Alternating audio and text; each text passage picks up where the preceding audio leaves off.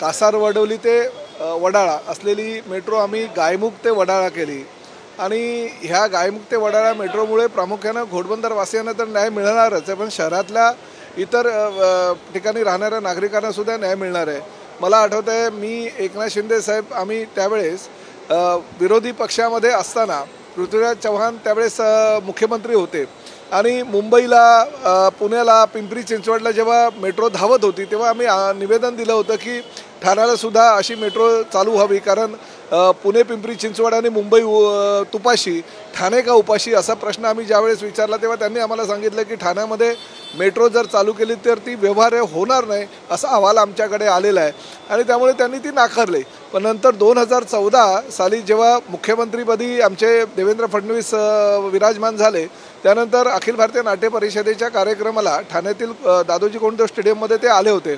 त्या सत्काराच्या वेळेस मी आणि एकनाथ शिंदे साहेबांनी त्यांना मेट्रोची प्रतिकृती भेट दिली। त्यावेळेस एकनाथ शिंदे साहेब ठाणे जिल्ह्याचे पालकमंत्री होते आणि ताबडतोब त्यांनी ती आमची विनंती मान्य केली। जिल्ह्याचे पालकमंत्री म्हणून पाठपुरावा शिंदे साहेबांनी केला आणि ठाण्यालाही मेट्रो आज तुम्हाला चालताना दिसणार आहे। 22 तारखेला म्हणजे एकदम मुहूर्तसुद्धा चांगला, नवरात्राचा पहिला दिवस आहे, त्यामुळे अनेक आंदोलनं केली। सभागृहातून पृथ्वीराज चव्हाण मुख्यमंत्री असताना मला शिंदे साहेबांना निलंबितसुद्धा ठाण्याच्या आणि मीरा भाईंदरच्या मेट्रोमुळे करावं लागलं होतं आणि आम्ही सगळं काही न्याय मागण्यासाठी ठाणेकरांसाठी आम्ही रस्त्यावर उतरलो होतो आणि त्यामुळे एक विधानसभेचा सदस्य म्हणून आम्हाला निलंबित जरी केलं तरी ही मेट्रो झालीच पाहिजे ह्या मताचे आम्ही होतो आणि आमचं सरकार आलं। महायुतीच्या सरकारमध्ये देवेंद्र फडणवीसांनी पाया रचला, मुख्यमंत्री म्हणून एकनाथ शिंदे साहेब झाल्यानंतर त्यांनी अजून त्याच्यावर कळस चढवला आणि आज ठाणेकरांना ही मेट्रो आता दिसते। त्यामुळे मेट्रोमुळे ठाणेकरांचा फायदा तर होणार आहे, पण घोडबंदरवासियांचा सर्वात जास्त फायदा ह्यासाठी होणार आहे की वाहनं रस्त्यावर कमी उतरतील आणि त्यामुळे घोडबंदरची जी वाहतूक कोंडी आता जगप्रसिद्ध झालेली आहे ती वाहतूक कोंडी कुठेही आता भविष्यामध्ये होणार नाही मेट्रो झाल्यानंतर।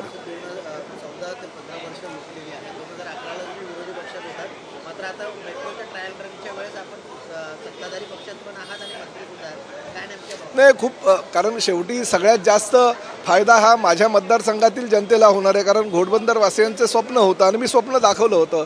2009, 2014, 2019 आणि 2024च्या प्रत्येक माझ्या जे मी लोकांसाठी कार्य अहवाल प्रसिद्ध केला होता त्यामध्ये मेट्रोचं स्वप्न सर्वसामान्य जनतेला मी दाखवलं आणि माझ्या सरकारनं माझे नेते असलेल्या एकनाथ शिंदे साहेबांमुळे आणि देवेंद्र फडणवीस साहेबांमुळे हे स्वप्न आमचं ठाणेकरांचं नव्हे तर प्रताप सरनाईकांच्या माध्यमातून ठाणेकरांनी बघितलेलं, घोडबंदरवासियांनी बघितलेलं स्वप्न साकार होत आहे।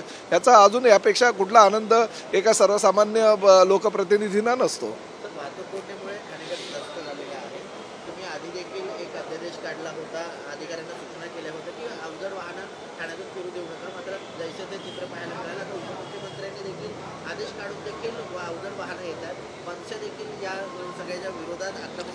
बघा काय झालं की काही चांगल्या गोष्टी करत असताना त्यामध्ये प्रत्येक वेळेस राजकारण आणलं जातं। महापालिकेच्या निवडणुका तोंडावर असल्याकारणानं जो तो राजकीय पक्षाचा नेता उठतो आणि ह्या वाहतूक कोंडी किंवा इतर प्रश्नांवर लक्ष घालतो। ह्यातून काहीतरी मार्ग काढावा ह्या मताशी आम्ही नाही आहोत का, आम्ही राज्याचे मंत्री आहेत। ठाणेकरांवर अतिशय प्रेम करणारे उपमुख्यमंत्री एकनाथ शिंदे साहेबांचे या घोडबंदरवासियांवर विशेष प्रेम आहे, त्यामुळे ते सातत्यानं बैठक घेतात। गेल्याच आठवड्यामध्ये त्यांनी रविवारच्या दिवशी रात्री स्वतःच्या बंगल्यामध्ये बैठक घेऊन ह्या सगळ्या पोलीस अधिकाऱ्यांना वगैरे बोलवलं आणि त्यांना निक्षून सांगितलं की वाहतूक कोंडीमुळे अनेक अपघात होत आहेत, अनेक लोकांना आपल्याला कामावर जायला उशीर होतो आहे, त्यामुळे वाहतूक कोंडी सोडवणं गरजेचं आहे आणि त्यामुळे त्यांनी रात्री 12 नंतर जे आहे ते हेवी व्हेकलला बंदी आणली आणि त्यामुळे आजूबाजूच्या परिसरातल्या लोकांना थोडासा त्रास सहन करावा लागतो। परंतु शेवटी घोडबंदरवासियांना तरी कुठवर किती वेळ थांबावं हा प्रश्न आहे, त्यामुळे एकनाथ शिंदे साहेब मी स्वतः लक्ष घालतो आणि ह्या वाहतूक कोंडी जशी लवकरात लवकर सुटेल यासाठी आम्ही प्रयत्न करतो। हो, काल एका मुलाचा मृत्यू झाला, 2 वर्षाचा एक मुलगा होता आणि वाहतूक कोंडीमुळे त्रस्त झालेल्या ॲम्ब्युलन्समध्येच त्याचा मृत्यू झाल्याच्या बातम्या आम्ही बघितलेल्या आहे। अतिशय दुःखदायक ही घटना आहे। अशा घटना परत होऊ नये, त्याची पुनरावृत्ती होऊ नये यासाठी सर्व सक्षम अधिकाऱ्यांना आम्ही इन्स्ट्रक्शन दिलेले आहेत। पोलीस आयुक्त मीरा भाईंदर, वसई विरार यांनासुद्धा तशा सूचना दिलेल्या आहेत आणि ठाण्याच्या DCP ट्रॅफिकना सुद्धा सूचना केलेल्या आहेत की अशी वाहतुकीमुळे अनेक वेळा असे जे प्रकार घडतात ते घडता कामा नये.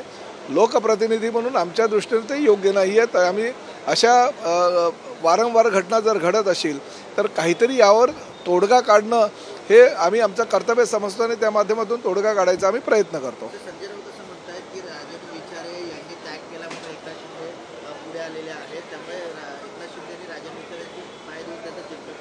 राजन विचारे नावाच्या दगडाला एकनाथ शिंदे साहेबांनी शेंदूर फासला म्हणून राजन विचारे ठाण्याचे खासदार होऊ शकले. आता महापालिकेच्या निवडणुका आहेत, त्यांनी लोकसभेला पराभव झाला, विधानसभेला पराभव झाला. आता त्यांनी महापालिकेला निवडणूक लढून दाखवावी आणि निवडून येऊन दाखवावं, तर असं आम्ही मानू की खऱ्या अर्थानं ते शिवसैनिक म्हणून रस्त्यावर उतरून काम करत होते आणि सर्वसामान्यांच्या मतदानाच्या माध्यमातून ते निवडून येत होते. एकनाथ शिंदे साहेबांचा पाठिंबा नसेल किंवा त्यांचा जर वरदहस्त नसेल तर राजन विचारे विधानसभा लोकसभा निवडून येऊ शकले असते का? हे सगळं किमया जी आहे धर्मवीर आनंद दिघे साहेबांची आणि एकनाथ शिंदे साहेबांची आहे. राजन विचारेंचं त्यात काही योगदान नाही आहे.